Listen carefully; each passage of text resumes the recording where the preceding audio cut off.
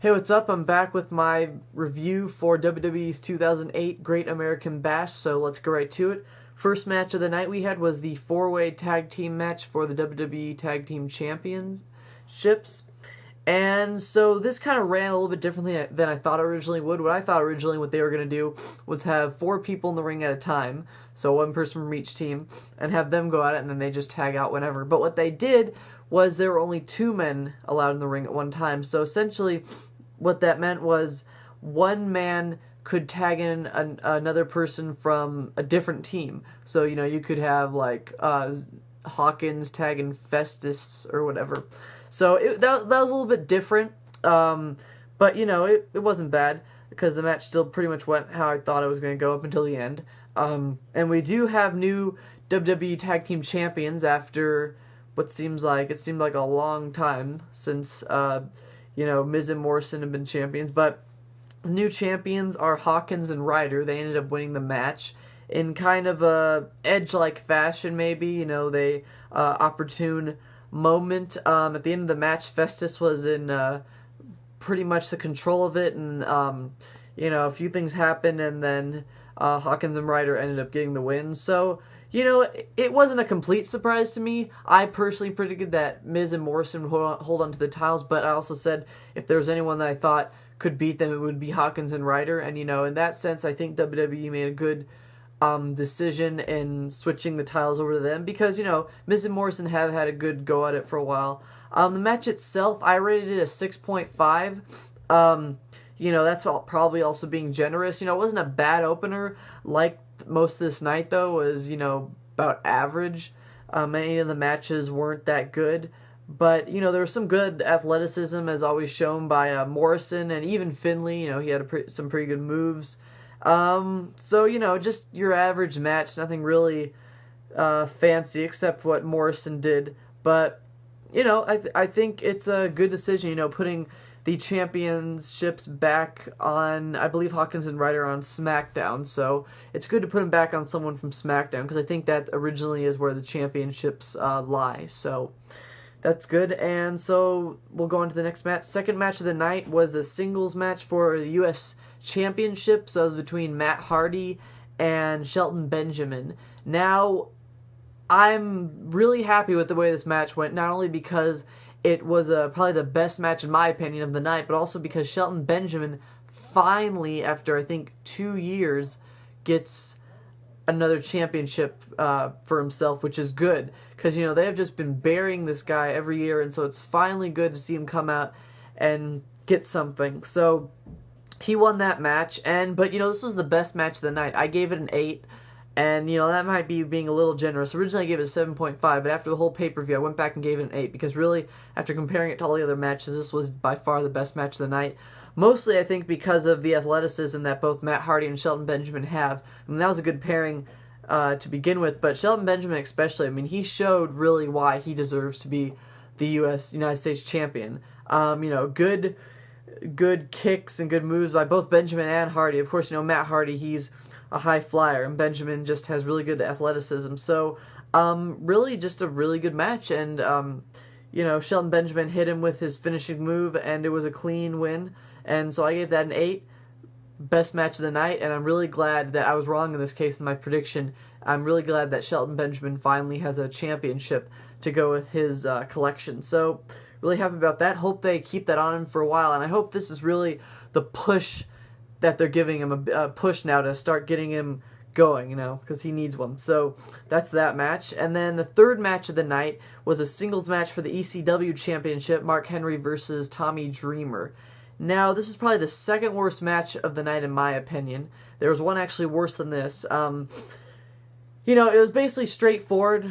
I predicted Mark Henry would win, and I'm sure most people did. That's maybe not who I wanted to win, but, you could probably pretty see Mark Henry was going to win, seeing as he just won his championship at Night of Champions. But really, I thought they could have even made the match a little bit better, maybe show Tommy Dreamer somewhat in contention, because he really looked like he was doing nothing out there. But that also could be because Mark Henry, he's been dominating ECW, so they wanted to continue that. And maybe he'll go through the rest of the roster and dominate them before they find someone. But, not really a good match. Tony Atlas also was at ringside with, as well as Colin Delaney. So Colin for Tommy Dreamer and, Tony Atlas for Mark Henry. But, so not a very exciting match. Mark Henry was pretty much dominating Tommy Dreamer the whole match with clotheslines and takedowns. Dreamer got a few moves in there, but nothing really exciting. It wasn't a very good match. So I have on here 4.5, maybe 5. Well, I'm going to give that a 4.5 because it really wasn't that good a match. So let's go on to the fourth match. And that, before this match, we had the promo or vignette, you could call it, of Shawn Michaels and Chris Jericho, their feud leading up to this. Now, this was probably my most anticipated match of the night. I was really looking forward to this. And so then they have the fourth match, Chris Jericho versus Shawn Michaels, a singles match. And so first, they got in each other's faces in the beginning, which I thought was pretty cool. But unlike what I thought was going to happen, I thought Shawn Michaels would come out and beat Jericho up. But what I'm thinking is, Shawn Michaels at the end of this match, he actually gets injured. And then they report after on WWE.com, as well as Jericho came out, that Shawn Michaels, his retina was unstable and was torn, or the retina of his eye was torn, something like that, or was separated, something bad. Basically, it's bad. It's not good. And I looked online of the, what happens when that happens, and if you don't get surgery on it right away or get checked out, you can actually go blind in whatever happens. So hopefully they got, I'm sure Shawn Michaels is getting the best of doctor care. So hopefully, and this could be said, a lot of people, some people may say, this is all kayfabe, it goes with all that, but I really think that this was legitimate. It was a legitimate injury. Because, Shawn Michaels started bleeding in the middle of the match. I think Jericho threw him an elbow, and that, very well could have actually connected and caused it to bleed if Shawn Michaels either didn't take it right, or if it hit, his eye more than it was supposed to. Could be kayfabe, I honestly wouldn't be surprised because they were playing off that eye, although I'm not sure it was the same eye, but for purpose's sake, I'm saying it's legitimate until I find out more about it, or maybe you guys know more about it or want to comment on that. But because pretty much Jericho was in control of the whole match, and then when Michaels, started bleeding, it was pretty much downhill from there.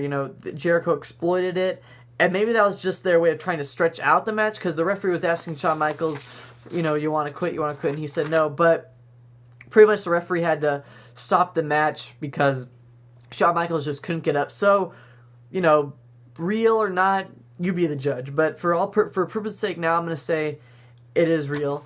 And for that, I also had down for a rating 6.5 or 6. I'm going to give it a 6.5 just because there was bloodshed and Shawn Michaels did show some courage. But, again, average match, not a very exciting match. So that's that. And the winner, of course, was Chris Jericho. And so we go on to our fifth match. Actually, before the fifth match, I had an interview with Edge backstage, about what happened on SmackDown, blah, blah, blah. And then we go on to our fifth match, which is a singles match to determine the first WWE Divas champion. So, I was a little disappointed about how this match turned out, but it was okay. It was probably, it fell into that average thing about being just an okay match. The whole match was dominated by mostly submissions and counters to those submissions. Weren't really a lot of high-flying moves or throwing around the mat or anything like that. And the winner did happen to be Michelle McCool.